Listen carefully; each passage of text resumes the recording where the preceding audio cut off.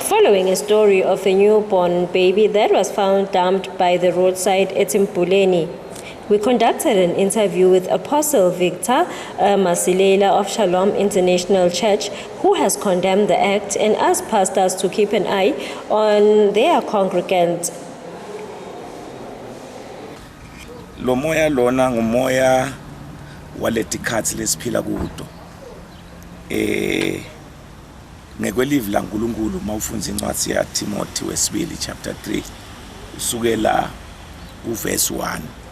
Lapha nje etulu likhuluma ngesimo sebantu betikhathi tekugcina. Lithi khumbula nakwe emalangeni ekugcina utaba netikhathi letimatima. Tikhathi la khona abantu libala ukuthi bataba nebulwane. Babe nekutithanza bona.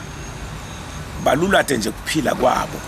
Lukakhulu engakuyala umsakati ngaba ukuthi sibe ngilabatawu netinhlitiyo letigcwele nembeza lona uNkulunkulu ekhathi. Uma ngabe kuyendeka mhlawumbe umntwana uyabona ukuthi ngeke ukhone ukuthi mhlawumbe umgcine. Mane lo mntwana loyo umthathe vele umbuyisele ekhakini noma ke ehlotsheni noma ushaya inyanza le la eveni sinato tinzawo la temukela khona tinzanza. Mina nje ngingumfundisi Masilela lawa ngilahlela ngemntwana vele kude lengakwenda vele ngamthatha ngoba ngeke ngivume ukubona umntwana afa.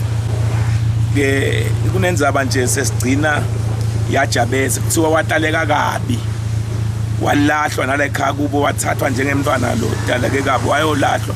But kwathi nakunenkinga la ekhaya kubo kulesifo sakubo saIsrael wathiwa hayi siyakhumbula mani ukuthi uthi wethu na noma thina samthatha ukuthi uteleke kabi utelewe baba umtele ngwadle walandwa wase naye uthi ngicela nibe nesiqiniseko ukuthi njengoba ngibuya la ninda nginikana ngoba ngethembi lokuthi njengoba ngibuya nase nginilwele nganinqobela ukho lokuhle lengakuthola kwaba naletho thumelane leto kwaba nekubuyisana umntwana noma ngawuteleke kabi akusho ukuthi emangweni nasakhulile noma eveni ngeke abe lusito kaba lusito kuyala nje kwami lengakusho ngithi eMaswatini asibe nemoya wekukholwa. eMaswati atiwa njengesive lesinenhlonipho lesimesaba koNkulunkulu futhi ke eMaswati asive lesisaba konje isithumbu nje ukuthi ungaba lula ukuthi ungalahla umntwana. Ngiyawukhutha lo moya. Masilela further urged eMaswati to fear Mother. I am Nhlanhla Thwala with Garrick Carlos reporting for eMaswati channel.